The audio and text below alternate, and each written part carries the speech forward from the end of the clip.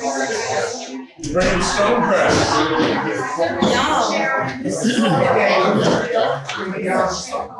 Should we get started, guys?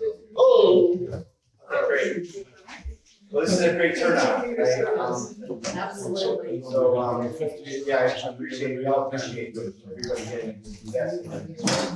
I'm gonna just kick off the meeting, and we'll go through our steps and process here, and then we'll get into the heart of it. So, today, it's an annual meeting, so we'll talk more about what that annual meeting is. Many residents have been here, been through it many more times than I have been, but we'll have that piece. Then, we would have our board meeting, but part of the annual meeting would be normally the election of the board. At this point in time, the board is made up of 4 returning people from last year. The one that was gonna join, Dale, Beasley decided to rescind his position here. So if there's anybody interested in joining the board, we definitely need people to jump in. So, yeah, well, I'll get into it. I'm getting told that I need to make sure I start with it. So why don't we start with the Pledge of Allegiance? So we can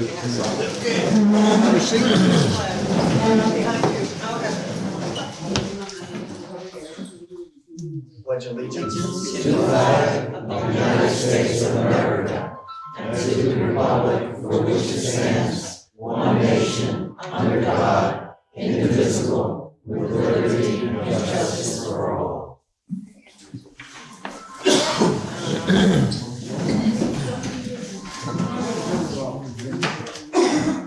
And because we have a large crowd today, I'll probably stand a little bit more. I'm short, so it's almost like I'm sitting anyway. I could stand on the chair. I know I have a soft voice, so if I'm too quiet, I'm gonna go in the back and tell me to speak up. So the agenda, we have our call to order, which we just did. The first thing we'll do is we'll have our annual residence meeting, right? And so part of the annual residence meeting is that it's a good time for the residents to give us feedback, to talk about topics that they would like to talk about, give us suggestions, right? We may not be able to answer everything or solve everything today. We can do that. Normally, if people want to get organized a year in advance, and you wanted to actually make some specific recommendations that the board would then have to follow through on, you need 75% quorum to do that, which is really difficult. So many times there's been discussions about updating our bylaws, our conduct docs. There was an attempt many years ago to do it. It's very difficult to do. But that might be something, that we start to think about in the future. It's one of our topics in board meeting. We'll cover a little bit of that. But anyway, so as far as the annual meeting, I'd like to just open it up to the floor. If anybody has anything that they would like to discuss, suggestions. So, one of the things that's in the past been a source of annoyance and continues to be, seems to be getting even worse, is our residents who ignore our request to put out their trash at the right time and on the right days. We've had a empty toilet seat sitting there on our road since Friday, and this just seems to go on and on. So I'm talking to our members here now. First of all, can I see a show of hands of how many people this annoys? Yeah. Could I also see a show of hands of how many people think we should start imposing fines for people who ignore our rules and regulations? So here's a presentation to the board. Please do something about the trash. It really is annoying. We all try to keep our places up to snuff, keep them clean, keep our community looking nice, not eyesores for people who walk or come in to visit us. So here's a request for the board. Yep, on the tail of that, I'd like to suggest that even if we follow the rules to put things out, like Tuesday morning before the trash pickup.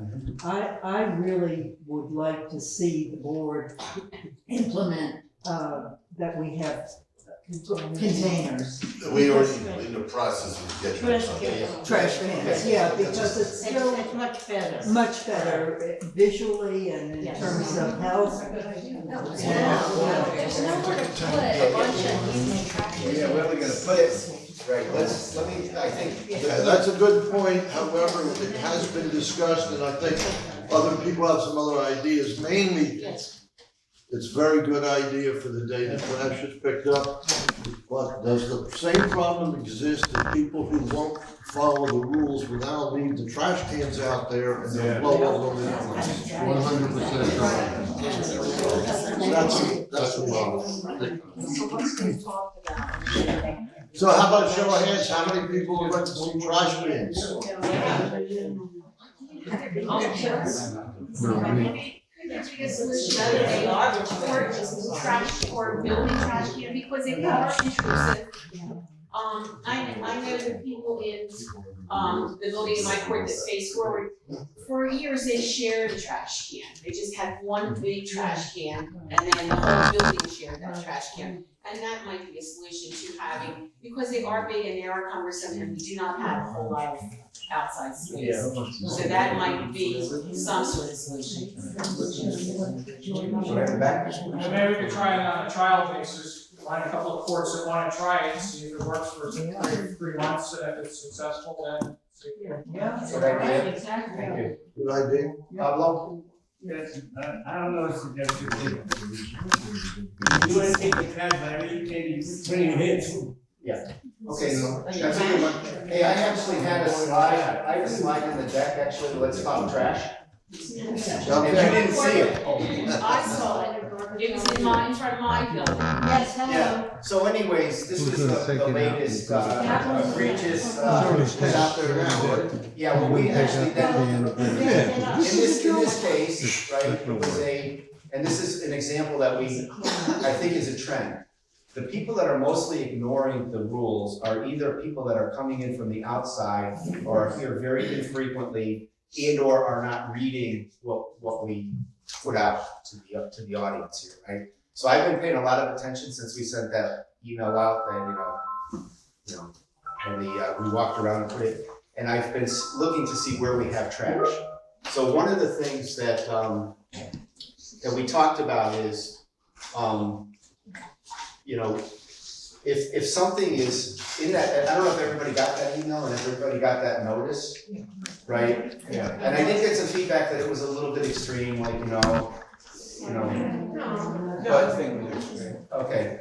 But the point being is, I think I see a lot of people actually following that, and I'm seeing exceptions to the rule, right? So what I've asked Miguel to do, or we have asked Miguel to do, is that if somebody puts something out there early before the days of pickup, like the toilet, right? I saw that on Friday, it was put out there on Friday, I think, right, after Miguel left, right?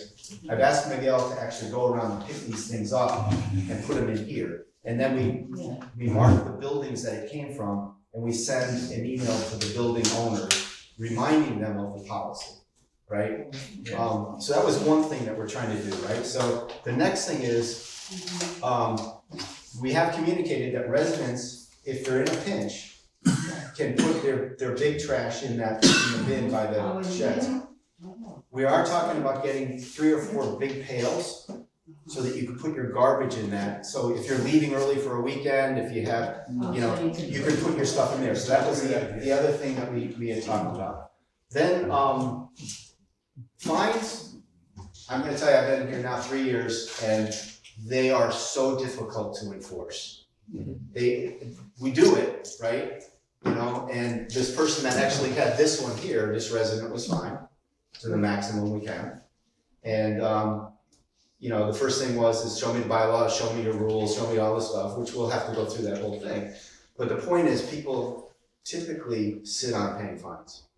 And then we have to wait till the unit sells or it goes into foreclosure, and we had one unit that went into foreclosure and we had $14,000 worth of receivables against this place.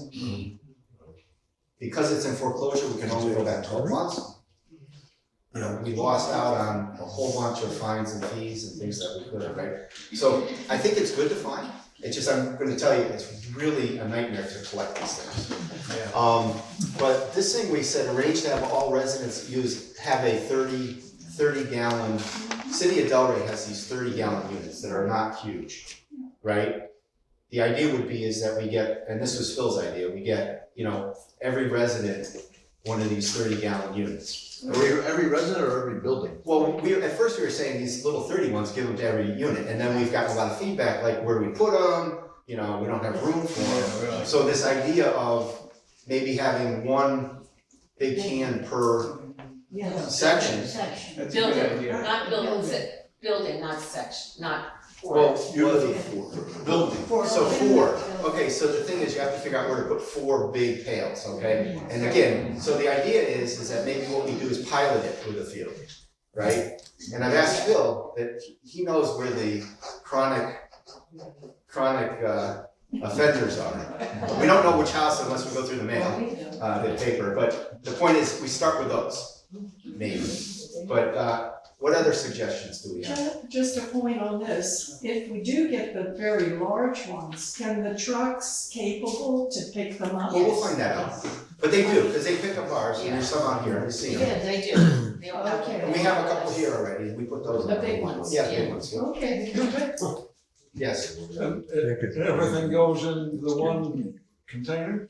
So what about recycling stuff? So recycle, you should take care of yourself, and again, That's different. That's but okay, what are you thinking? That's a whole separate thing? Well, because we're talking trash, because the trash, The organics. litter and all that, but do we think there's a problem with recycle too? No. No, They don't bring in the pails right away. The only one thing I wanna mention, because I like the fact that people are bringing their trash out in the morning, but on Monday nights is a bulk night, and a lot of people can't get their stuff out in the morning, so we ought to waive, like, somebody gotta put furniture out the night before on Monday night, we should allow that. Yeah, and we actually, it's in the document that we sent out, right? You know what I'm saying, because, getting bulk stuff out, it's an easy, Yeah, you need a hand, whatever. Right, now Not what we said in the. Right. I'm sorry. We did also say, call the office if you have something that you can't, if you don't think you can handle this. Yeah. Give us a call and we'll try to figure out a good in-between answer for you. Yeah, Ron, No, I'm not just saying that. for bulk stuff, which is what you're talking about, the eyesore, you're not gonna be able to put it in a can, you're not gonna put a toilet in a can. No, the bulk, a toilet will have. I know, but bulk. what trash are you talking about putting in The cans? organic Just stuff. normal trash? Yeah, normal trash. Organic, like food stuff? Yeah, because that's what you see out a lot, of people leave for a vacation, or somebody came in, they just put it out there and it sits out there for 4 days. I think it's good if you put a couple of cans over here by You our should tell your little dump. neighbor if you Yeah, go But away. I wouldn't put it Neighbor out in the can street, put it but out. that's just what my we're opinion. Yeah, Brian, yeah. I might be in the minority, but I think we're overreacting to this whole thing. I think these are the exception to the rule. You're gonna get into things about who's gonna bring the can out, Yeah. who's gonna bring it back. This is a total nightmare. I think you should leave everything alone. But now with the garbage pails, it Right, won't be but if you wanna scrolled put down all you over wanna the put grass. garbage pails out here, fine. But half these people, I don't want a big container in my building, because I'm gonna be the one taking it out. All right, let me ask you, are you gonna pick up the garbage that broke all over the grass that they left out the night I've done it, before? Phil, I've Are you done gonna it. knock on another neighbor's door and say, that's guys- your garbage, let's you guys- pick it up? Guys, look, we got a lot of good ideas here, and again, it's good to have also the opinion of the, because we heard that, where are we gonna put them all, they're gonna be an eyesore. Now we're sitting here, how are we gonna actually do it? You wanna continue to do it the way you are, go ahead, but you're gonna keep ripping open the garbage. And all over the grass. This man here, was in the sanitation business for 24 years. He's a professional. Hang on 1 second. Good job. I'll go along with that on this. I think we have the issue already, an example are the recycles. and the recycles are not picked up and brought in right away. No. So you're gonna have a garbage pail, a 30-gallon, it's gonna be brought out there, the lid's gonna be one direction, the pail's gonna be another. Somebody will pick it up because maybe they went to work and there's nobody to bring it in. Somebody on the building may not help out and bring out this item for them, or bring it back in for them. So it's gonna be there till 5, 6 o'clock in the afternoon. Okay, good. That's good preferable opinion. to- One in the back? When someone has a significant amount of one trash garbage, whatever, when they're emptying out a unit, why are they not required to get a dumpster or call waste management to come and pick that up? So they are, right? So we have some people that are really good about calling the office. We have a unit down here that, not this one, but we have one right now. You go down there, you'll see that they're starting to bring stuff out of the unit. They're getting a dumpster. They called us, they asked us how to do it. They say, can we get a dumpster? We said, absolutely. So again, what it comes down to is some people don't, they're not gonna follow. Maybe they don't know, maybe they don't follow, but that's absolutely where we need to be. Just by the way, those residents, the family of the resident that did that was told by me Yep. and Yes. Mr. We Trejo, understand. Yes. about Faith Farm, about when bulk was, and he stood there and lied to you and said he didn't know when bulk was. I do know He that. said trash is Friday, that's what Yeah. he told me. So let's not do an indictment of this thing. We've had a lot of going back and forth on it. But that was horrible. And, but, you know, again, this is a great example of somebody that's an executor of an estate. They have no investment here. They're coming in to That's empty the right. place out. You know, they didn't happen to call the office, but there was no discussion about what you're gonna do. And so we're gonna add that to our little list of, when somebody calls and says we're coming in, we talk about that stuff. But, so what I heard, just to kind of give an idea, we're gonna put 3 or 4 big pails out here that can be for normal trash that people, if they gotta go dump it because they're not here, we'll advertise the heck out of that. What I would suggest as an option is if there are individuals that would like a pail, right? Because I do know there's some people that actually are responsible for their pails. They like them, they use them, right? And identify yourself. That we then supply a handful of people to do a pilot to say, and if there's a unit that wants to do the pilot on the big one, let's try it. I would just like to add that it is successful in our unit here. Abel has 2 trash bins beside his end unit. Yeah. And my neighbor, Willie, God bless him, he brings them out. Yes. And I'll tell you, everyone, including people across the street, will put trash in there. Right. So we haven't had, pardon? Somebody say something. And when they're empty, Willie also, on his own, puts them back where they were. So it does work if you have someone willing to do that. Okay, so let's do this. Okay, just because we're not gonna solve it today, right? I think we got a lot of really good ideas, and I think we could try a couple of pilots.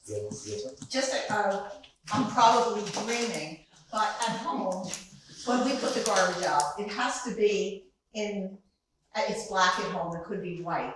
I think the half a day that the garbage is sitting out there looks awful. It's not even a day that you wanna have company Right, because exactly. it looks like an eyesore. So, I'm just wondering if we don't move to bins, could we have it's either all white garbage bags or all black and not the little publics tied up? That's not good luck. See what I mean? So another one, right? When does the garbage truck come? Or not the recycle comes early. Garbage trucks, what I've noticed is they come late in the afternoon. Yes, a lot of times. Right, Tuesday, Friday. They're not at 7 o'clock in the morning, right? So there is plenty of time to put it out a little bit, okay? Yeah. It's your name. I listen to conversations over and over again. And you guys are missing the rules at the trash pickup. They have a toilet out there, sitting, not picked up. It is charge to the owner of the toilet to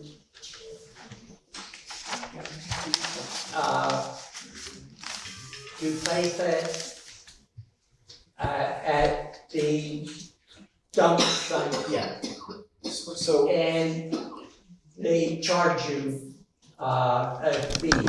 right, let's just, because I think we gotta move on to the next topic. But this is a good topic, but so, this is what again, I'm only one person, Phil's only one person. When we walk around, when we see a toilet out, right, the first thing I try to figure out is, whose toilet is it? It could be one of, 4, 8, 12 units, right? Oh, it's on this side, so maybe it's one of these 4, I have no idea, right? So, in one particular case over here, I could isolate it to 2. I sent both of those residents a very nice letter to let them know, and I let them know the next time they'll get a fine, and that they could move it over here. They weren't strong enough to move it, right? Their plumber put it out there, right? So we had Miguel go over and get it, right? In this case, so I guess my point is, if you see garbage out before the pickup, you're gonna see a way to actually record it on our new website, or you call the office, right? And what we'll do is we'll arrange to have Miguel go pick it up and put it in the dumpster, and he's instructed to take what building did it come from, so that way we can send a letter. It's just reinforcement, and then maybe some of these ideas around the garbage pails can help as well. Hey, also, I'm gonna tell the contractor to put it in the dumpster. Well, again, If I put it there. and again, every resident can do that, right? And Yeah.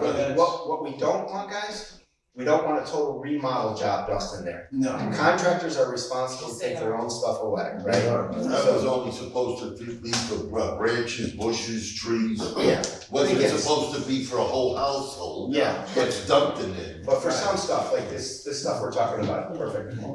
Since we're on the subject of trash, we got another problem in our North Drive. We got these mini elephants walking around crapping everywhere, and these dogs are not on leashes. We know one directly across from us. Yeah. And it's Poop City now. This whole North Drive by our section is just covered with crap. Yeah, okay, so in this case, we're on section 3, we know that thing, so again, I think with animals and dogs, anybody that has a dog here is supposed to have it registered. Again, not everybody does, everybody's supposed to be really good at picking their crap up, and they don't always, because if they don't see anybody around, they're going, okay, I'm gonna just pass on. I think that, in some of these cases, it's gonna be hard to enforce, but in this case, Dennis, we know, right? So we can contact Vito, and we can deal directly with that. So we took a note of that one. Any other topics for the, this is great, we're talking trash at the, it's all about- Which isn't a hard subject. The nuisance of the rats of High Point. Yeah. That's a real big one. Yeah. And also, fire ants, the grass are full of fire ants. Yeah, you've had that problem around here. Yeah, I guess it's still there. Yeah. So, rats, we need to be informed when we have rats. We just had somebody just called us today, and they have a scruffling going on. I helped somebody else recently plug a hole, put a trap in. We do now have our own supply of those black boxes, okay, with the bait in it. And anytime so we don't have to go spend a lot of money on Hewlett and these guys every time we do it. So anytime somebody has a suspect of a rat, all you have to do is send a ticket in, because you'll be able to see how to do it. You can even track whether or not got done, right? Or you can call the office, right? But the point being is this is another thing that Miguel does first now. He will go out and put those traps around the house, right? If we need to call in an exterminator, we will still do that, obviously. And the bait needs to be replaced every month, Yeah. correct? That's what I was gonna have the base being replaced. Yes. I have a box outside my house. Well, I know yours hasn't been, because Hewlett probably put it in, right? Right. And then we have to pay them a fee. So we have to just figure out, if you want, look, if we're gonna put these in every unit, I don't know that we need to. But again, I think if you believe that you have rats or suspect it, please just get to the office and then we'll make sure that they're kept fresh, right? Yeah. Because otherwise, it's just these Hewlett bills, guys, Yeah. we're talking expenses, you know, that's one that we can self-serve on. Another thing, it's not always rats, it could be iguana, went up there for the night or a couple of days, it could be a squirrel, could even be a raccoon. So there's another one that we've been talking about as well. And if you happen to notice in your building, if you have areas around your soffit that haven't been sealed well, right? Because I was showing one recently that was fixed, but it wasn't, so it leaves a little bit of a space, right? They don't need much room to get into some of these things, right?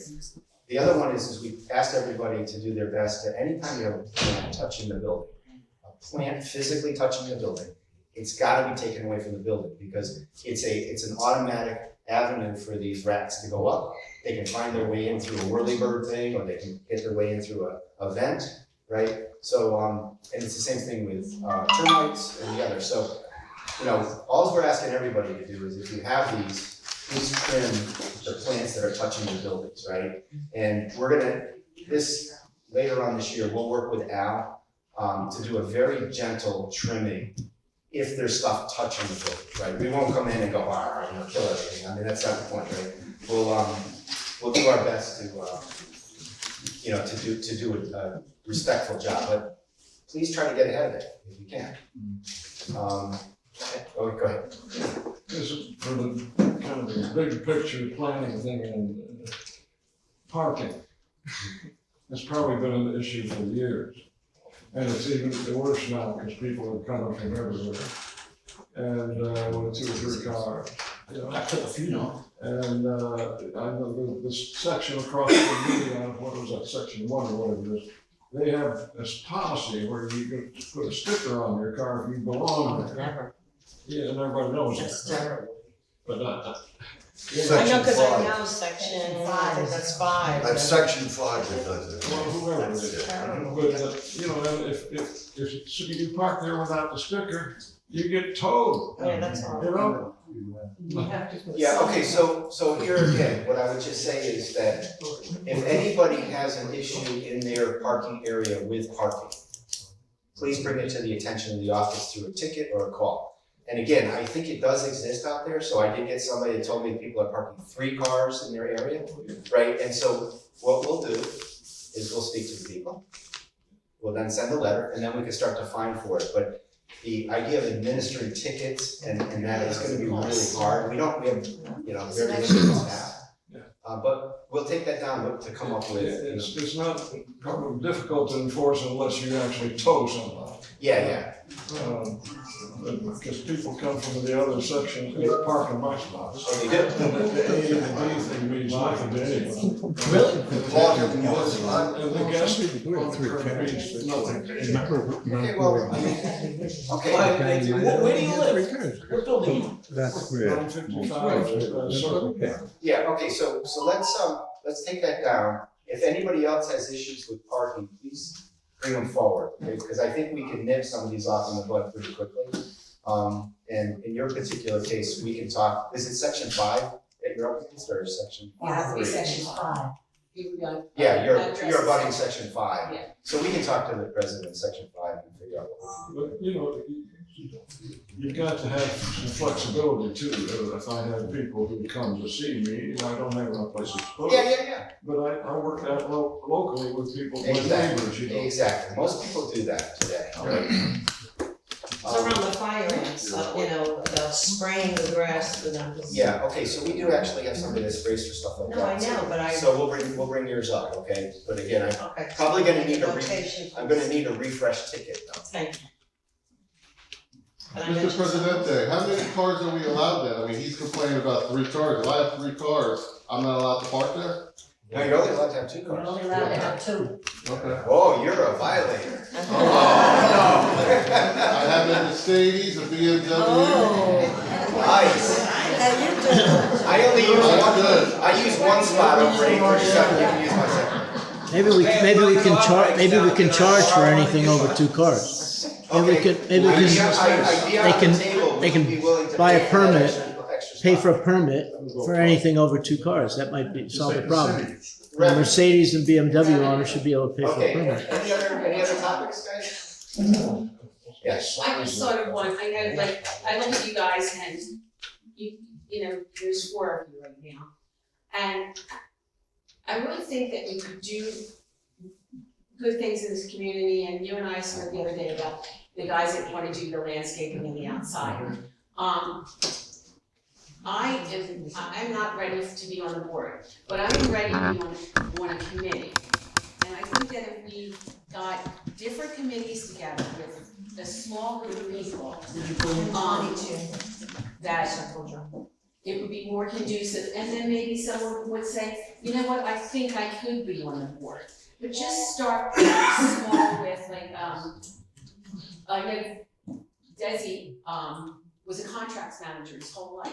So he could be on a committee where when you get a contract in here, a big contract, and you know, contracts aren't that easy to read, you know, and if you have somebody that's willing to, and I don't mean just him, go through the new contract and make sure everything's on board and where it should be and that it's being adhered to also.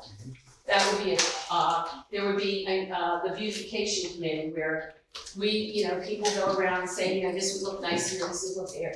There could, you know, if we do it in smaller pieces, I think more people would be willing to get involved. It would be to their interests. I always wanted to start a gardening club here.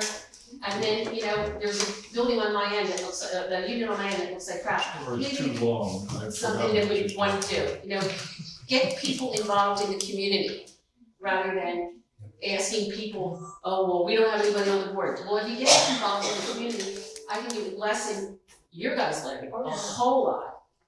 Like, I've been on, Linda Wydell and I, we worked our butts off on trying to redo the docks, and I'm sure that, I know I would be willing to do that again. Right, so let me just comment on committees, right? So to be an official committee, it needs to be board sponsored, right? Right. So you need to come forward and propose what that committee is going to be, and you know, who's gonna chair it, right? And how you're, you know, gonna run it, and then we'll get a board member to be a sponsor, right? And I'll bring up one, which is the maintenance and landscape board committee that we've reignited here. We've got 6 people already on it, right? And the idea would be is it takes a lot of effort to do these things, right? It's, you know, just having a meeting, sharing cell phone numbers and emails, and even getting people to, you know, everybody's got a busy life, right? So if there are ideas around committees and somebody has an idea around it, don't be shy. Let's bring it up and let's bring it forward. Let's talk about it too, right? Because many committees ultimately want to have a little money from the board, right? Because a lot of times it takes money to get things done, right?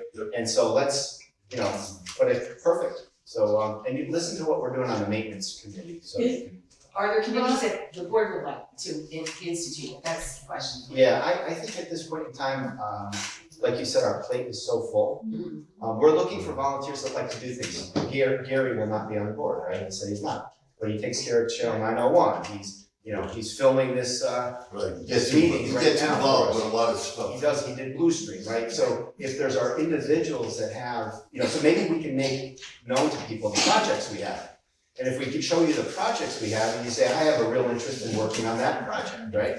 That would be a big help to us. Is there any way that that's published somewhere, that we know how many committees there are and who to contact? Right now, there's only, there's no official committee at this point in time, except for the maintenance and landscape committee that we just created. There's no other committee that has a board member sponsoring it at this point in time.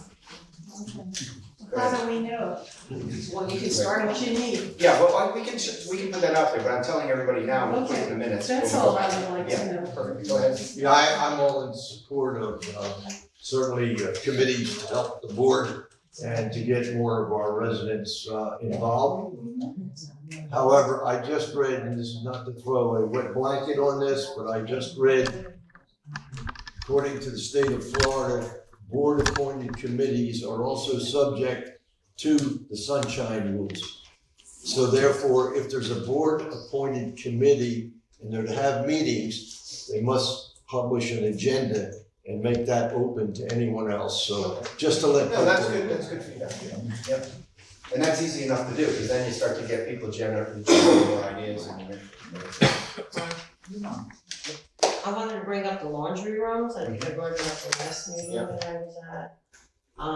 You know, they're horrible, the floors are falling apart and there's, well, I showed you, Phil, Yeah. that box that's on the wall, attached to the wall. The old I mean, addition, and it's in the build-up from the person that lived there before. It's not sealed up in the box, inside it's not in use anymore. I feel like I don't get hurt when I. Right, so, I so. I mentioned this to you Yeah, before, the yeah. doors are horrible. I So mean- here, so let me tell you, give you an update, so I'll give everybody an update. And you're gonna hear an update on insurance, which, you know, everybody's gonna cringe, but we don't have our final numbers on insurance when we get to the board meeting, but we can give you all that we've done. We've gone through every single laundry room, and we did a full inventory on the electrical panels, the plug-in, the hot water heaters, the conditions of the doors, the conditions of the room, right? So we just got this finished, we just finished it last weekend, right? Oh. So we have a full finish, so now when you start to add up the fact that, you know, we need 36 new doors now, right? A door to buy and install is gonna be roughly $600 or $700. 36 times 700, we have to start prioritizing our reserves, right? When it comes to replacing floors, I think what we talked about is painting the floors, and I, you know, again, I don't know what the condition of yours is, somebody put tiles down and maybe it's coming up, but again, keeping these clean is up to each of us as Oh, I residents. keep it clean, I sweep, I, Yeah, you know, Lysol it. Beautiful, but I think, you know, again, it's where we prioritize our reserve dollars, right? I get it, I totally believe, I mean, we're paying enough a month living here. what the thing, you know, I hope people can start to see the numbers and see where the money is going. Our money is going to two things, guys. Mr. Presidente, why don't you just start with the slide with the financial that you emailed everybody and take us through that? I think that'll help Okay, a lot of perfect. things. Okay, good. So we gotta get to the board meeting. Yeah. So I think we need a motion to close the annual members. Is there a motion to close the members meeting? Unless anybody has anything else to bring up at this time, don't hold your peace. Jim. Oh, way in the back. Hold the question. Oh, Jim. The awning, is that another subject that we talked about?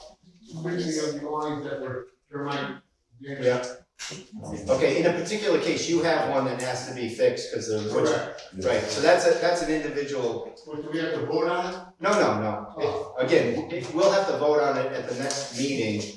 You know, we'll proceed, right? But we have to vote here for the funding that is gonna come out of a reserve, right? Thank you.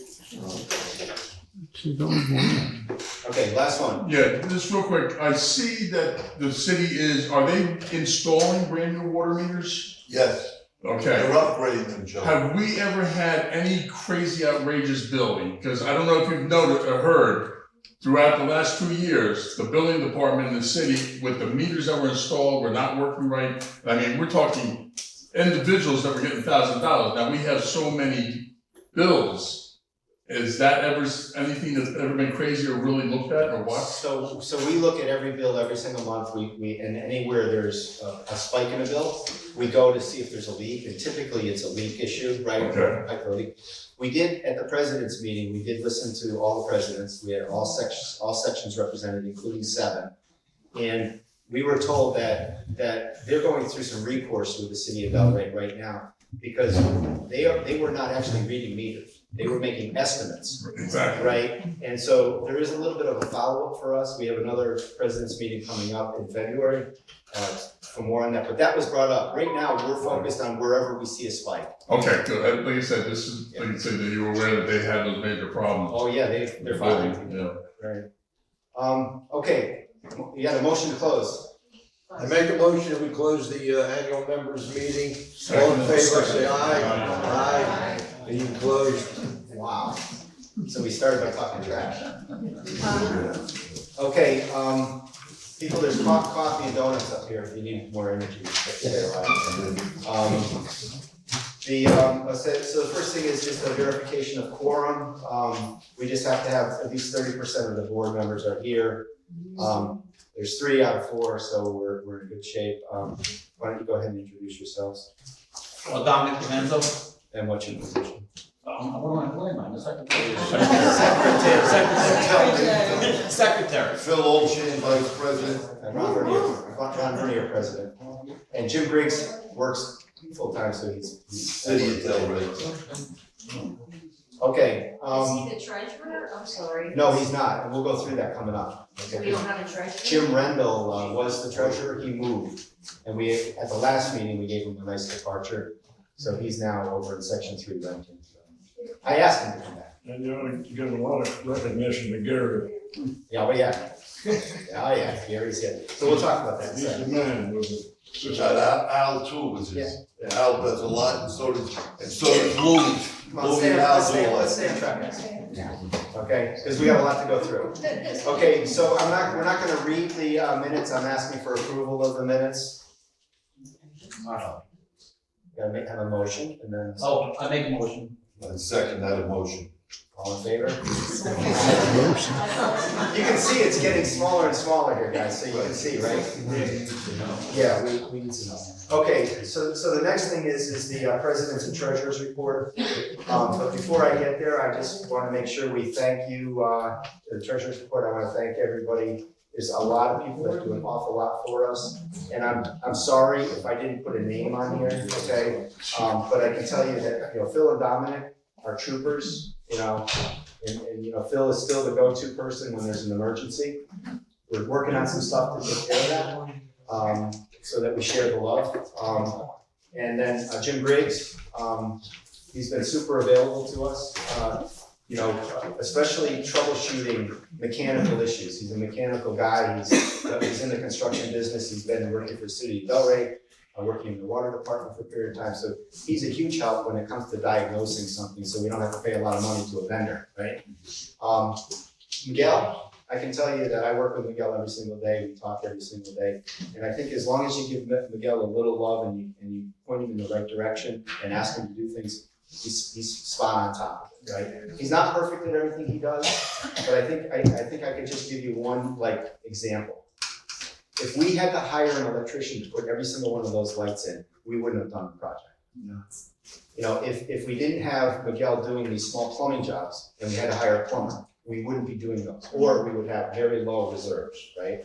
So this guy, has a jack of all trades, not always perfect in every one, but he's, I can tell you, this guy is, he's a champ to me, I can tell you that, and I hate to lose him. Gary, of course, he does an awful lot, right? So he did the Channel 901, he did blue screen, he's still a troubleshooter for some of that stuff. Al does a bunch of stuff around the troubleshooting for the blue screen. But again, it's a great example of somebody that's almost like he's a board member, but he's not on the board. He participates actively almost, 3 days a week, he pops his head in here. And then Al and Carmen and Bill, again, I know there's more to the team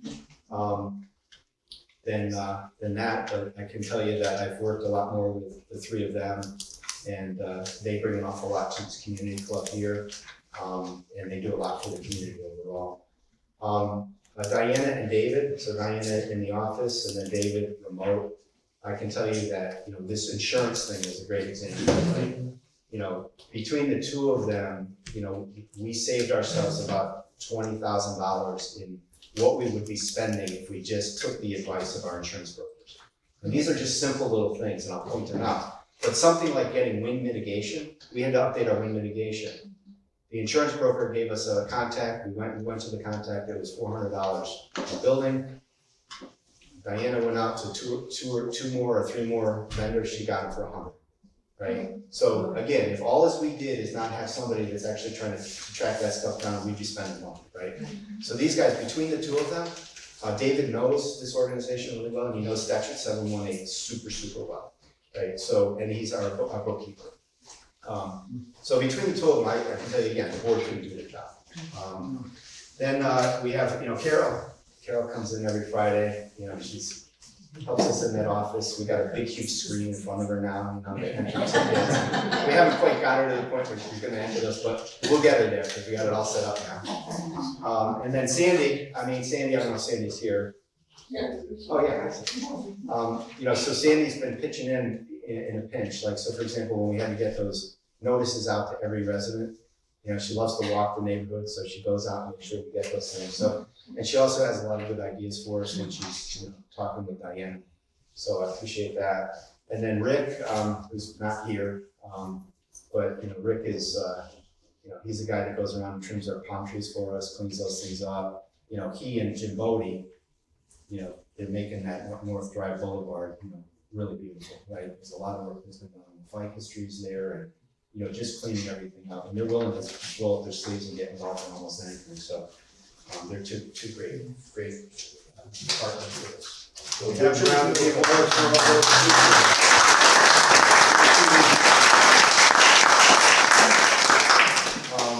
Okay, so the board of directors, you can see we had one additional person that actually applied. Regretfully, he resigned before he started. So I don't know all the underlying reasons. Dale was on the board in the past. I did go to lunch with him. He actually bought me lunch at a really nice place. We did Annabelle, which was really nice. I thought he was going to ask me to pay, but no, he brought me. And he had a lot of good ideas, right? He's an idea guy. Might not be implemented at all times, but the thing is he had some good ideas and he got my brain thinking a little bit. But it's unfortunate because we need extra help. So we have Phil's going to continue to be I'm going to be right now the president and treasurer until we get a treasurer. And then Phil is going to be the vice president, Dominic's the director, and then Jim Briggs is the director as well. So this is your board.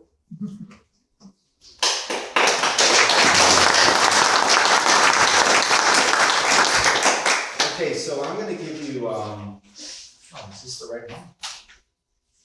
Yeah, this is the right one. It says I wanted David to update it. I never took the update on there. So this is a good example. I create the shell. I say, David, I really need you to help me update this thing. So this is for the month of December. Okay, so it's not a year-to-date number. It's just the physical month of December. We're required to do this, and we're also required to publish out on the bulletin board and within our website, right? So if you want to look further, there's plenty of places for you to go to look at that stuff. But our revenue was $106,000. Our insurance was $45,000. Our maintenance was $14,000, roughly $15,000. Our utilities $34,000. So remember when everybody's asking where the money goes, right? The money goes to two categories in this place, guys. It goes to insurance and it goes to utilities. And if you look at the long-term prediction of insurance and utilities, those are the things that are going to put the greatest strain on our organization, right? And those are the things that we have, in some cases, the least ability to impact. We'll talk about what we can do for insurance coming up. And we have a couple of really good ideas after going to the president's meeting that we're following through on. We have a new broker. But I wanted to just give everybody the feeling that there's not a lot of extra money floating around, right? And there's not a lot of places to squeeze, right? We can always get better by having bids for contractors, bids for jobs, making sure we're doing the right thing within whatever the assignment we have. So we had a loss in December, and everybody remembers that what happened is we had funded last year's insurance increase. 50% of it we funded, only 50% of it was funded by all the residents. So basically what it's saying is that our use of our cash and our expenses exceeded our ability. If you did it long term, this would be a really bad thing, right? But obviously we passed a new budget. Everybody was feeling painful when we had to increase our HOA maintenance fees, right? Our budget is a cash budget, meaning we take real expenses that we believe we have to spend. What is our insurance going to cost? What is our maintenance going to cost? What are all the things going to cost? And we budget to what it's going to cost. We don't put extra in our budget to say we'd like to put a little extra in here to have a little extra for somebody.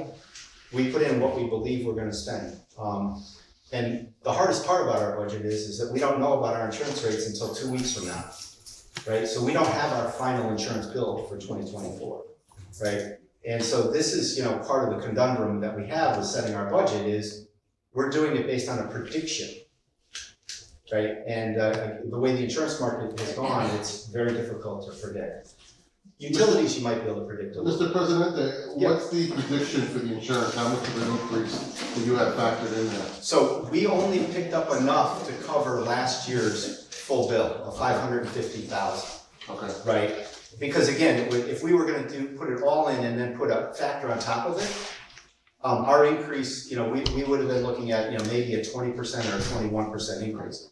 And rather than trying to just make an estimate based on something we don't know, right? It made better sense to not, right? We will be in an assessment year again this year, but I think our new broker is really working with us to minimize that. And we'll talk about that in a couple of upcoming slides, okay?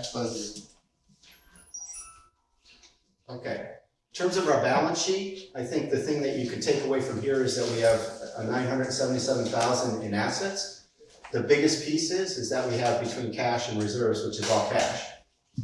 Most of that is liquid. Most of that is cash that we have to run our business, right? So that's a positive for us, right? We still have the note of $677,000, which has 6 years left on it. We spend roughly $7,000 a month paying that off, right? So you can do the math on that. And again, once we free that up, which is gonna take time, right? We will then have a little bit more liberty in terms of what we do with our maintenance fees and what we do in terms of making improvements to this place. But that's a few years away. Our reserves are holding strong. They're down a little bit this year, and primarily due to the fact that we've had a lot of reserve investments. We've done things like the lighting. We've had to do things like fixing water main breaks. There's a list. You've been approving them as we go along. They're in the old board meetings. We have 3 that we need to approve this month. But again, in terms of reserves, the only thing I would say is we haven't done a reserve assessment. That's required periodically in a while. So we don't know what the full replacement cost of a roof is gonna be. We've done our best estimates, right? So if we say we have $440,000, there's 16 years left, how much do we absolutely need to fund that correctly? So that'll be something that we'll do. I'm not sure we'll do it this year, and the only reason I would not recommend we do it is that it costs like $5,000 or $6,000 to do it. It's an additional $5,000 or $6,000 that right now I would just say, we just don't need to spend it. We do have the other sections that we can always piggyback on to find out what they've done with theirs. Any questions on the financials? Go ahead. Ron, this issue of the insurance always being renewed in March and always therefore being a problem in budget setting. Is there any way to get that to coincide with the beginning of our fiscal year? So we tried to do a cancel rewrite, right? And so our broker's got it on his agenda. We're gonna have to select by staying with our incumbent American Coastal or going to Citizens. Once we pick that final one, what we talked about doing is doing a cancel rewrite. So that way we reset the effective date to our budget date, right? And then I talked to an accountant in Boynton, and I asked him the question. He said we could change our fiscal year.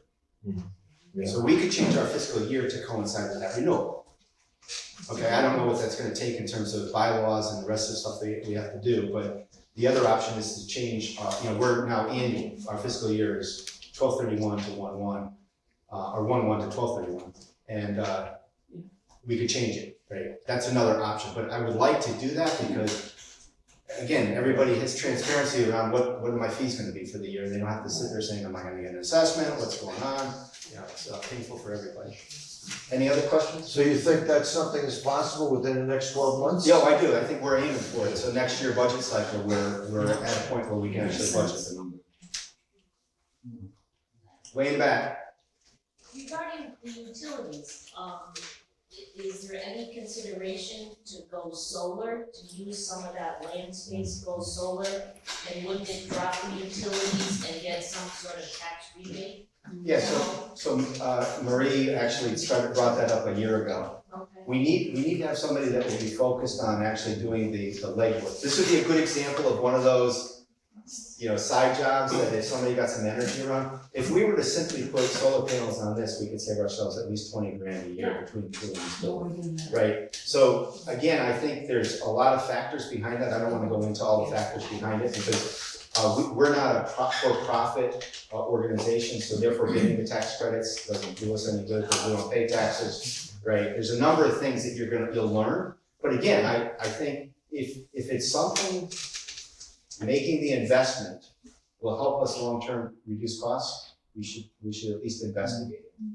Can I just say that one of the things that I ran into doing all the legwork, and I did do a lot of legwork, because I was not a board member, people shut me down. Okay. Because I needed somebody on the board to make people feel that we were interested in pursuing. So, are you willing to, Me? yeah, to jump in on this? Yeah. So, you and Marie can piggyback, and then we can get an update from you. And again, if there's enough traction. Can we make you, or Yeah, can we make yeah, the yeah. board If you can get enough traction, get some organization, I just and think then long term, it would be advantageous. yes, and then come and you can use my deal for that. yeah. Okay, any other questions on the finance? I offered it up to anybody, and I've gotten a few people that have taken up the offer. If anybody actually wants to sit down and go through this stuff and have more discussion, I'm more than willing to do it, right? So a few people did take me up on that, and I did go through it with them, and I think some of they were at least more aware of what's there, how we're approaching it. I don't know if I helped, I answered your questions, but in terms of the treasurer's report, the one thing that I want to put out there for everyone is we've had this chronic issue with AR, right? So I would tell you that right now Jim Rendell, before he left, really helped us a lot, right? So we got it from 34,000 last board meeting down to 16,000. And everybody that's on here are people that we're able to have some level of discussion with, and in many cases, commitments on payment plans, right? Now, it's gonna be a forever issue for us. But we changed some responsibilities. So I've asked David as our bookkeeper to be making calls immediately when it hits 31 to 60 and 61 to 90. The earlier we can make these calls on these, the earlier we're likely to get a connection. And if we need to then talk to it, I'm more than happy, I said, to have that second conversation with the unit owner to talk about why this is important. And we do have fees, $25 a month on late fees, and they build up, and what it does is the collection of the fees becomes an obstacle to them even beginning to pay, right? So we have to nip it early. We're also looking at going to a collection agency, right? And actually involving a collection agency before we would involve any lawyers in liens or any of that. Because lawyers don't do a lot. They send a note and either scares you or doesn't, they put it right. But by sending it to a collection agency, what we could do is, collection agencies are paying for that. They just will turn over every rock until they find a way to collect the money. It may cost us 25% of the receivable, but it may be well worth the effort. And what we would word it with is we would say that we still retain the right to those receivables in the event that you're not successful in collecting, and then we can then put a lien on the property. I learned from section 1, what they do is when they put a lien on a property, they have to bring it to the board meeting, and they have to publicly say who the lien is going against for what. So I think if our residents start to realize that, and we don't do that here, guys, like we still want to be a good community, we don't want to embarrass people. Some people have real financial problems, it's not like, we're trying to get to it. But we would ultimately potentially have that recourse of, okay, there's no names next to this, you can't read the names, right? There's an individual in the unit next to every one of these. But I wanted you to be able to see in some detail sort of what we're up against. But it's come a long way, guys. This is a success, right? And hopefully next quarter when we get together, it'll be just as successful. Ron, you mentioned earlier we can only go 12 months back. We can't go further than that once they get past 12 months. Again, on a foreclosure? Oh, on a foreclosure. On a foreclosure. So we had a big foreclosure. Right. And we had to follow statute rules. In fact, what they typically do in this case, they owed us $14,000. They came back and said they want to give us 1% of it. Wow. And somebody could have just said it unknowingly, said, okay. And we just sat back and said, nope. We're not gonna do it. We're not gonna sign it. You can do whatever you want. You can sue us, whatever. Well, we'll sue you because we lost the sale. I go, fine, we'll buy it, right? Just being a jerk, right? And we finally got a really good negotiation out of that one. It wasn't 14 grand. I think it was roughly 10. Okay. It was a good collection effort on that. So only foreclosures we can only go Yeah, back 12 months, yeah. everything else we can go back. Yeah, if you have a lien and then somebody, passes away and then they go through probate and they have to sell, we won't release the estate until they pay us. Last year, somewhere in the budget, I recall there was a side note to what the assessments and fees that were not paid by people, how it impacted everybody's monthly dues. Oh, we could update that. I didn't do it this time. Do you know what it is roughly? Well, it's 16,000 divided by 236, but it's divided by 12. So it's not a big number right now, right? But it does get meaningful over time. I think we were much higher than 34,000. Ron, as far as the insurance is concerned and the high rates of it, I know a lot of it is, not updates in Windows and things like that here. If we could bring in, you have to be a full-time resident here, but the state of Florida has a program where they will give anybody who is a full-time resident $10,000 for either a roof or windows or doors. You have to put the money up first, and then you are reimbursed what it costs you. But as I said, as a full-time resident, it doesn't unfortunately go for the snowbirds. If we could get somebody in here to, explain those things to us, somebody who, from the state, that would explain how to do it for everybody that is a full-time resident, it would maybe encourage people to get new windows and new doors, which decreases our overall insurance costs. Okay, I'm gonna touch on that when we talk insurance. Okay. Okay, so keep that thought. Is there any thought about, this will be the second unpopular idea, like automatic withdrawals for the maintenance, which would probably reduce. We do, we have ACH. No, I'm saying, required, or something to make that a better deal. I don't know how we can require it, but let's, again, but here's what we're doing. Anytime there's a transfer in a property line, part of our process is to make sure we get ACH right up front. Like, we just say, this is the way we get paid. Beautiful. And if they bring up we say, no, this is the way we get paid, right? So we'll have more. And again, what we're trying to do with the AR, so I'm working with one guy right now that he owes like $250 and $25 fines, right? What I'm trying to say to him is, I say, look, I'll split that with you if you sign up for ACH, right? And then that way we incent people to get the ACH. So we're gonna keep on working to that, because that's exactly where we would want to be. Right. Okay, so in terms of old business, we'll give some quick updates. Nothing new since the last one, but we did install 7 new lights in dark areas. So I think we've gotten all of our dark areas covered. No. No. Okay, so we need to make sure Phil gets it, we record it, and we actually get it as a ticket from Miguel, right? So, and again, every time we add a new light, it's roughly $600. So just start to think about, we're spending chunks of $600 every time we add a light. So, again, we don't wanna, make this daylight, but we wanna do it where there's a safety issue. Okay? And we still have work remaining on the laundry room outside lights. We've gotten feedback from Section 3 that, from Vito, that the people don't like the lights they put up, they're too bright, so people are putting tape over them, they're painting on, and so I think we wanna be friendly, right? We wanna be friendly, and there's gotta be a friendly way to update those lights. Anyways, we're gonna work on that. We'll try not to be offensive to people. The plug-in hot water heaters, unfortunately, we only have 38 that were completed. So we still have 42. And we did say that, at this time, we would then start to move forward and have them done and charge the individual units back for them, right?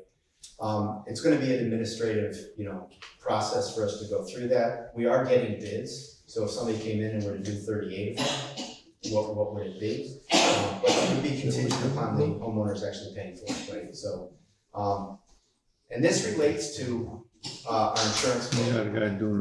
So, and I'll talk a little bit about what Section 3 did to keep their insurance where it is when I get to that slide. So just keep that thought. These upgrades are really critical, by the way. Talking about individual water heaters? Yeah. The hot water heaters. And then there's a. One that puts water in the washing machine. No, You're on. You guys did a great job when the plan wrapped up. That recognized. Okay, good. Recognize this man. And Miguel too. Yeah, good guys. Okay, I don't know, is there any concerns on this one? I mean, just keep moving. How about the boxes? That's gonna be up front, coming up. That is old business. Old business, the trimming project, I already talked about this up front, and when we came to, rats and rodents and all that stuff. We're just asking people to keep anything that's touching your building, please trim it away from your building. And, then we'll work with you to do a gentle trimming of it away. We won't demolish landscaping, right? But that'll be coming up. The FHA, right? So if everybody recalls, there was an FHA, a request so that residents would be able to apply for reverse mortgages, right? And so we went through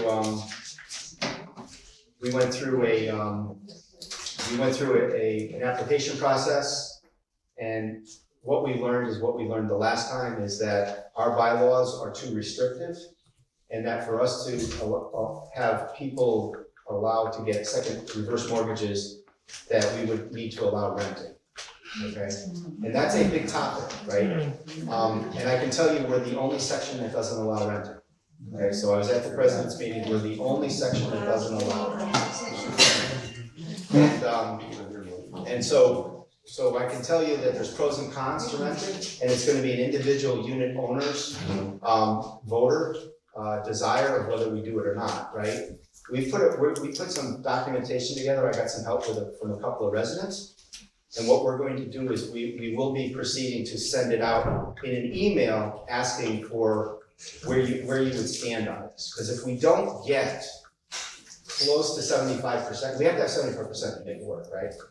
Right, so we're gonna put it out there, but we have pros and cons. It's a nice way to put it out there so that everybody can read it, they can think about it, they can say, oh, is this really what I invested in? Is this what I want? But all the pros and cons of it.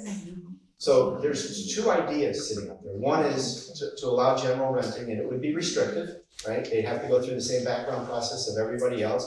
They would have to pay, they'd have to pay their application fee.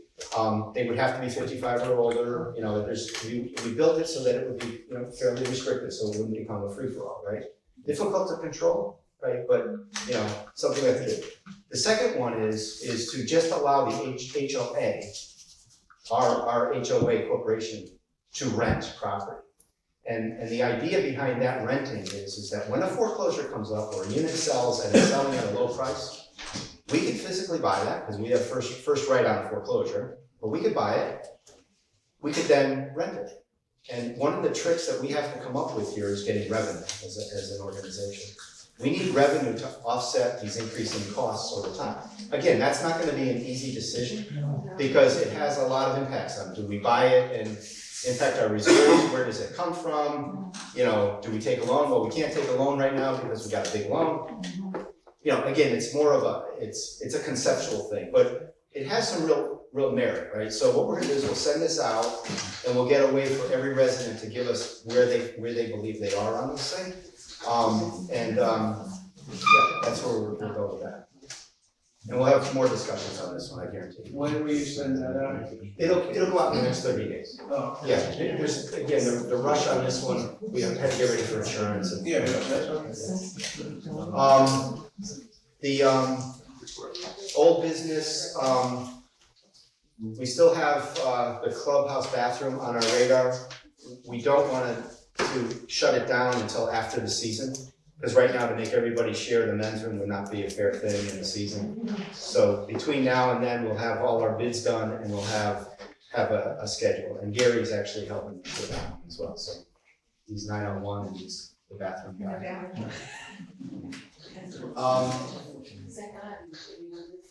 Okay, so buildings and ground, electrical panels.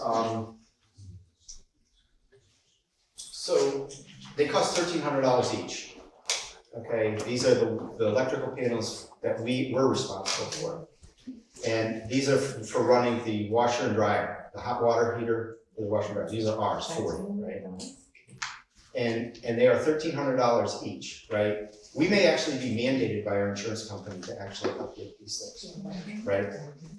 Again, has to be a priority on our side because it'd be a reserve item. So we're not approving it, it's not been approved, I'm just bringing the awareness forward. And I'll talk about section 3 in a minute. So Ron, yeah. if the insurance company mandated that the association update their panel, wouldn't they also require that the individual homeowners do the same? Oh, yeah, they will. Yeah, they will. So, and that's it, we'll talk about that in a minute. Paving reserve, we talked about, we've been adequately reserving for paving. The roads are fine, we don't have to do anything with the roads, they were done in conjunction with section 3. But we now need to start looking at parking lots. There's no real major urgency around it, but we have to start planning because some are crumbling and, that may need to be worked on, A so. lot of fire ants in the cracks. You live in fire ant territory. We do. And then the turf improvement, if Jim were here, he could talk about it, but now that we have a new fertilizing schedule and weed control schedule, now what's happening is you're starting to see where we have opportunities to improve the turf, right? And there's a couple of huge areas that we have to do a little research on. Is there something we can do to seed it rather than turf it? Because turfing those big areas like the field, there's a couple that would be almost, we wouldn't be able to afford it, so. In the news last week, there was a big article, a thing about there's some kind of invasion on the Augustine grass around here too. Oh, great. So a couple of towns are having, like Ocean Ridge, and a couple other ones are, like I say, big things. So it's something to investigate before we spend a lot of money into. Yeah, if you see, If I see that articles and stuff, I'll make sure you get it on. Yeah, thank you. Okay, Wait, Ron, can you yeah. go back? Number 3, I don't think you touched on that one. I thought, because you was talking about the laundry and doors, I thought you said they were $600 or $800 each. Well, this is for impact. And there's a whole discussion around whether or not we want to do impact or not, right? So a whole discussion around where we're going with our insurance, okay? So you're gonna hear a few things that give us big credits as a group here, right? And section 3 and section 2, when they replaced all their laundry doors, they went impact. Everything they're doing is stepping towards being impact qualified for these wind mitigation reports, right? This is gonna be one of those ones that, we're gonna sit back and say, will we ever have impact windows on every single home? I'll be dead a long time before that probably happens, unless some miracle happens. So we have, we can get the accordions, there's options. The accordions, it would be cheaper than the windows. There's options around this, but they all cost money, and they all are gonna require investments from every unit. So we have to go through these sort of, methodically. Right now, the doors that we're replacing are roughly $600, but we're not using impact. What about the truss strapping? Didn't I read something about that? Yeah, we're gonna talk about that in a moment.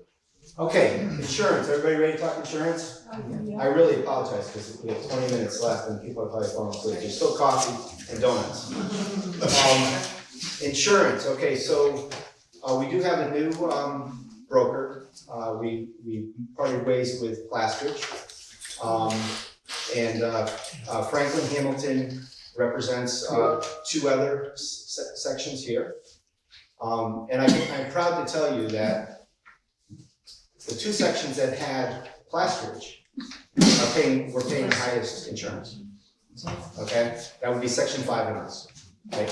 So you can start to kind of I don't think they were representing us as thoroughly as they could have, and we weren't maybe getting educated, right? So we learned a lot from this president's meeting, but we also learned a lot from the broker. So these clips, right? Remember I brought it up last time, and I did a little bit of faux pas because I didn't know what the heck I was talking about. But somebody did fact checking on me, but I do know what I'm talking about. I don't know. You got 3 Pinocchios. Yeah, I did. I got. Believe me, I got pointed out pretty quickly. But I have a picture I'll show you, so I do know a little bit. So we've done now, and this is another area where Diana and David went out and got extra bids. So we have 3 bids to add clips to all of our buildings. The insurance broker told us that on our current insurance policy, that we could see as high a credit as $164,000. Wow. Right, by adding clips. To add these clips, it's gonna, you'll see the request in a minute. I don't know why I'm still. So we'll talk about because we do have a proposal to actually invest in clips. Okay, so you'll see what that is. What are clips now? I'll show you. I promise. In theory. I will show you. Okay, wind mitigation reports, they need to be updated every 5 years. And we've updated our wind mitigation reports. I have something positive to tell you on that. We're applying for a roof geometry credit, which our previous broker didn't because of the shapes of our roofs. The geometry is conducive to good resistance against a hurricane. There's a difference in coverages clause that section 3 and section 5 adopted. It may save us roughly $45,000. It's not going to impact us in any big way. A little bit of risk here and there, but it's, again, it's something that at this point, the broker and those 2 sections went forward with it. We're feeling fairly confident. It's not going to take away coverage that, we believe we'll ever hit. The potential move to Citizens is still a potential. They're bidding right now. They are more competitive than American Coastal. And they're the ones that told us that if we had the clips, it would drop another $164,000. So I think there's a strong desire to maybe end up with Citizens. And again, we talked about that last time. Citizens is a state pool. If they get into a really horrible year, they can go back and assess all insureds for their disaster. Right? Chance of that happening in the state of Florida, have the whole full state of Florida be underwater, I think is pretty low, but there are risks. And we will have the insurance broker here at the next meeting when we talk about the final bid to talk us through all those things, right, and to answer questions. Electrical inspections are likely to have required by Citizens, so we're going to be patiently watching that.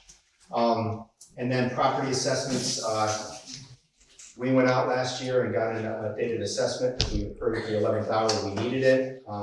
We went out, we used a Plastridge recommended assessor. We went out based on this broker to have it reviewed, and it came back 7% lower. So there's 7% of the value of this place that the insurance is based on that went down. So we've done a number of things that are adding to keeping the number down. The number's still going up, and I don't have the final number. So what are the benefits so far? With these wind mitigation reports, the new ones are in much more detail than the old ones were. So it's allowing us to get better credits. For example, on the last one, there's this peel and stick that goes underneath the. They're the type of shingles you use that stay down when the hurricane comes. They weren't on all of them. So we worked with Atlas, we redrafted it, it's there, right? So by having that, we have additional credits. The other thing I want to bring up to everybody here is that some of you are probably trying to renew your property insurance on your unit yourself. Ask the office for your updated wind mitigation, because we know that for one person, we were able to get them a $1,000 reduction in their premium by helping them with that. So I'm not promising you that every insurance company is going to help you with that, but insurance is going up on everything, right? So if you have insurance and you give them your updated wind mitigation, which we have, and Diana can get it for you, you can get an additional credit on your insurance. We saved the $15,000 on the work required. We're going to add wind impact panels to the other side of this, because this building is, believe it or not, it's got impact, right? So it has that high rating, right? So the inspector came and said, I don't know what the cost is, maybe it's going to be roughly $4,000 or so. We can get a $4,000 annual credit by being able to just have the bolt-on panels that go behind that door. And the question we have to ask is, do we shrink the size of the door? What do we do? But because that's an option, blocks. But again, this is something that we're nibbling away at it a little bit at a time. And then we received 3 bids. where we can get it going. Okay, roof clips. Pretty hard to see, but all it is instead of having the rafter toe nailed in, which is what we have, they actually put clips on them, these things here, and they anchor it down to the top of the wall, right? And by having that, when the wind comes, it can't lift the building, right? So by having these, our broker said that we could save $164,000. Do I trust all brokers? I don't. You know, I think we have to take it with a grain of salt. And that's why I said, you know, up to a 30% discount. I can tell you that Section 3 got it, and Section 3's insurance is roughly in the $350,000 to $60,000 range versus ours $550 going to over $600, right? So Vito did a bunch of things over there. You know, they replaced all of their electric panels in all of their laundries. They did them for everybody, but what they did is they did an assessment. So they replaced all of them and they did an assessment. So you still have to pay for these things, right? They have roof clips, right? They spent time when they redid their roofs to make sure that it met all the additional standards that it could. And they're replacing their lumber and doors with impact, right? So, you know, I mean, I don't like the fact that he's better than me, right? But how much are we insured for, Randy? Well, we're insured, I don't have the number right here. Again, there's this whole thing around statute 718 and our ability to underinsure. If we go through and, you know, you can sit there and play numbers with the games, you can say, I don't want it, you know, insured to full value because there'll never be a full value destruction, right? It just won't happen, right? There's statute in place that say we have to, because they're not willing to take the risk for all these unit owners. And then there's our loan guy. We have that loan. Yeah.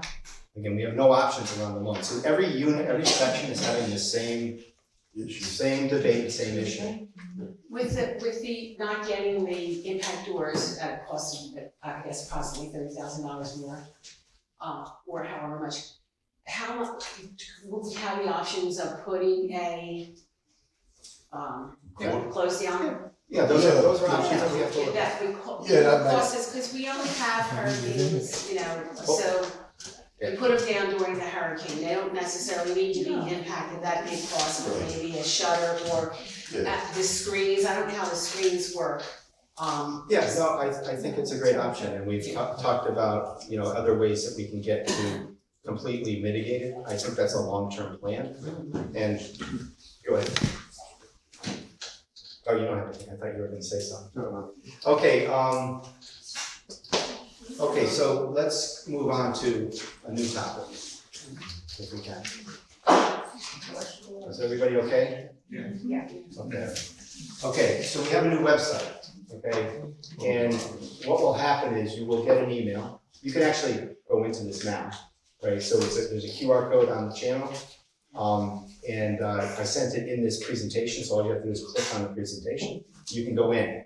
You need a password and ID to get to the resident stuff, just like we had to before. So we're going to be working through making sure we give everybody their password, IDs and passwords. We had a number of people already test this before we went live.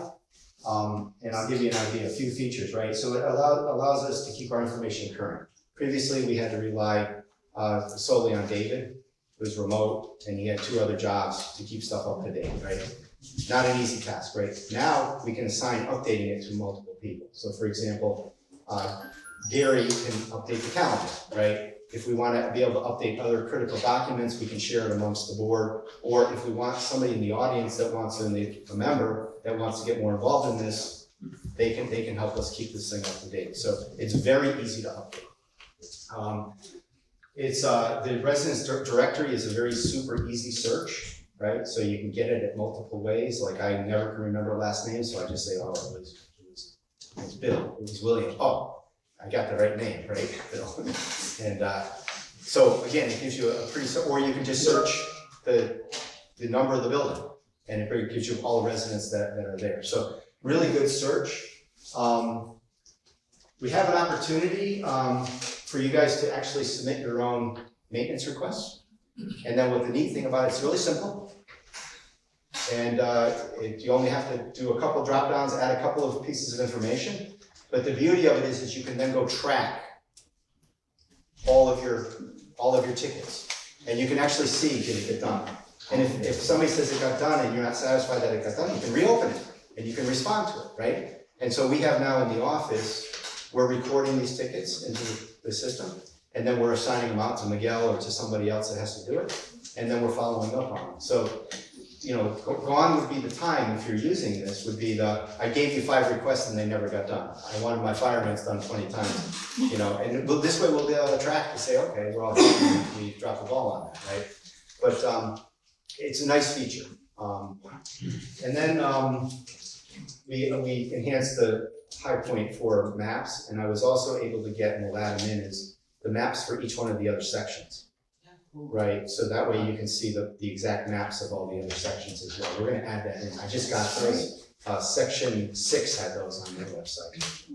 Ron? Yeah. This is not called Nextdoor, is it? No. No. Okay, that's just something, that's something that's come up to a bunch of us, that it's a site called Nextdoor, High Point, and it's almost like a Facebook thing, right? Anybody else gotten that? Yeah. Yeah, that's a social media site that, you know, probably, It's you in know, Boynton Beach primarily. I would, but this is unique to us, and it's required by statute that we have this. All residents can access it immediately, and we'll send you an email with your password. But this is what it looks like. I just went right from that click right to this, and again, I'm already logged in, but it would automatically say, you know, please log in. It has, this is home. There's about us, the board of directors, the community information, a map of the section, neighborhood map, hurricane and emergency info. The calendar is much more dynamic in the sense that we're able to keep it up to date. You know, so this is the month, here we are here, right? So we'll be able to make sure that this would be a good place for you to go to know when things are happening. If there's committee meetings, if there's things happening. Again, it needs to be updated, right? Gary is the guy that's updating, and he's making sure between this and the channel that we're communicating whatever we can. Ron, can I mention something on that? A lot of people complained about the 901 channel, that it's too long, you know, it's too much repetitive stuff. So we tried with the new website now, we can take a lot of these, don't put your trash out before 5 on the night before, bring your bins in, all those public announcements that we have up there. We're going to try to move all those to the website, that you can look at all owner notices, and you can go right down and see things that are informative. But if it's something new, if Ron says tomorrow, we're going to start doing these panels, we can put that up on 901 so you'll know, you'll be informed. And people that aren't looking at 901, you should, because it keeps you updated with community events, social events, other benefits to you, and other problems that we have in the community. But if you want the notices, like the PSAs, they'll be on the website to lighten the load on the channel. So between the two, you should be very well informed. Or if you can stop at the border. Yeah, I'll put those on the channel, on the calendar. yeah, we can put, yeah, those are very easy to put on the calendar, yes. Yep. Okay, so then under this list here, you can go in and have a maintenance request. And if people want to stay after the meeting and want to get a little tutorial on it, see it a little deeper, I'd be happy to go a little deeper on it. It's very self-explanatory, but you see at the bottom here, you can actually go watch the board meeting video from last month, and you'll have this board meeting out there as well, right? So therefore, you know, again, if you want to go through the pain of it again, you can. You know, and the maintenance requests are really straightforward and simple. Everybody's going to have your name is already going to be pre-populated, your email address is already going to be pre-populated. You can talk about what is my problem area, you know. It's cool, and if we have to add additional categories, we can, but there's another sign, right? And then you can say, you know, it's 837 B. Is this the specific address of the home? Yes, tell us more. Boom, done, right? The owners are bad to live there. You can add a picture if you want to.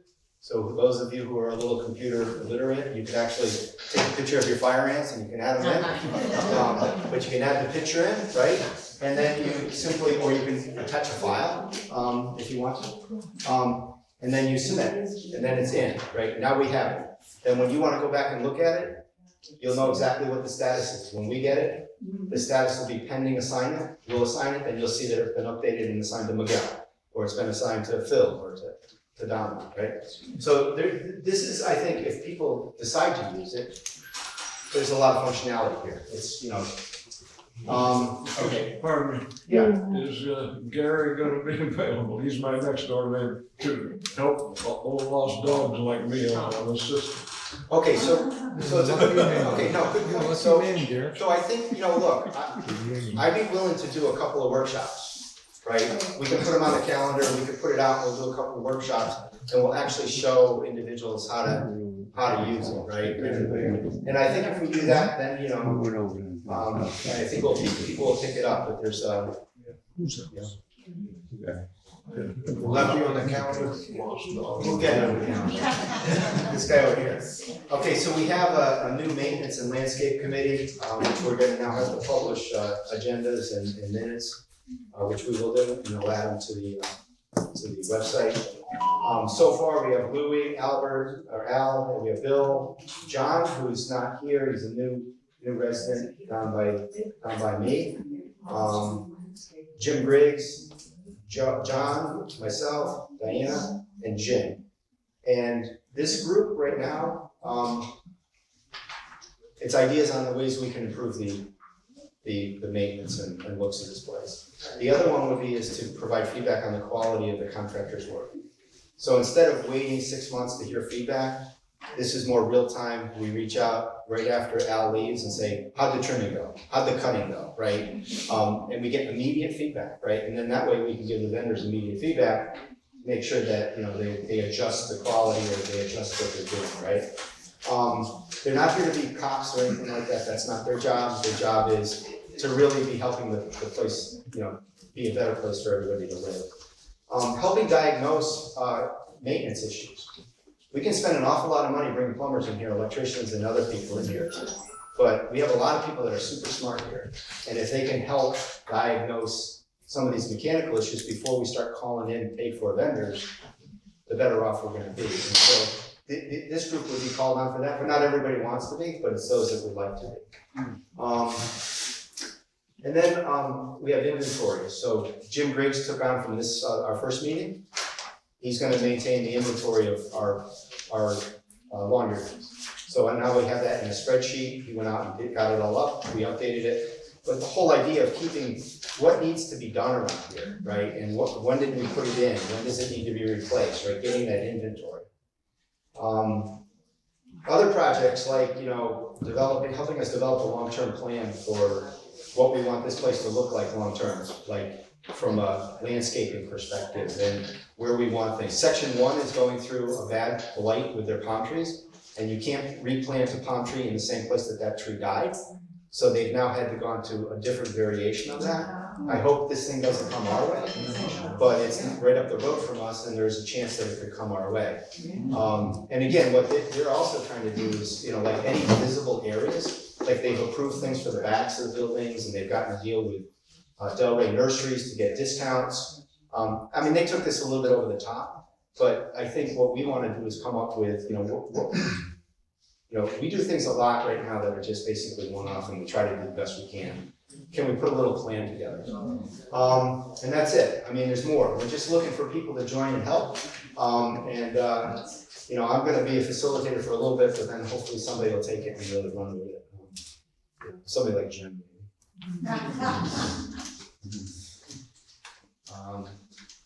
So if anybody has an interest in joining that committee, please send an email in, right? So I don't know if you have the office email, send an office email. Or call. Or if you have ideas for us. Right? It doesn't need to be, don't need to be on it, but you have ideas for us.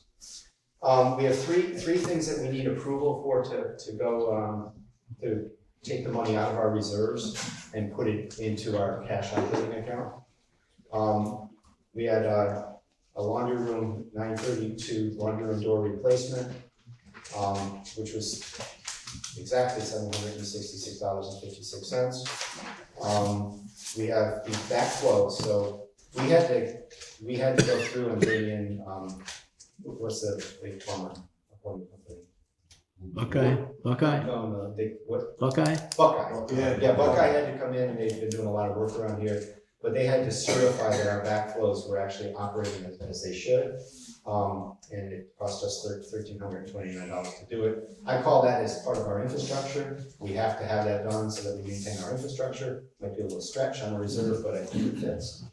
And then we had our wind mitigation inspections, which were $6,000, and I can tell you that number was north of 22 when Diana got the first bid. So, and hopefully everybody can get $1,000 or $500 discount on their property insurance, and they'll pay for this pretty quickly, right? So, somebody's got to make a motion. Motion to approve the expenses. I second that motion. All in favor? Aye. Adjourned.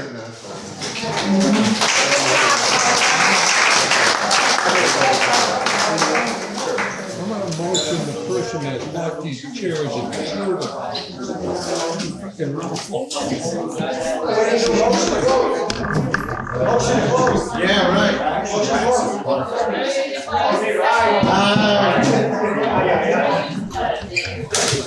Let me know when you fix 911 so I can